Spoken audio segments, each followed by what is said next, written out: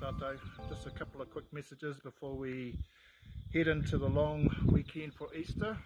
We're coming up to the start of the third week of lockdown, and the first key message that we want to share with you all is to hold the line. Hold the line around staying at home over this Easter break period. Hold the line in terms of making sure that we are staying at home and we're keeping our distance if we're going out to get kai. Secondly, for those of us who are at home and in a confined environment, there's a lot of challenges around that, and we understand that, so please make sure that you are being kind to each other, be kind to your partner, be kind to your tamariki, and if things are getting on top of you, just take some time out.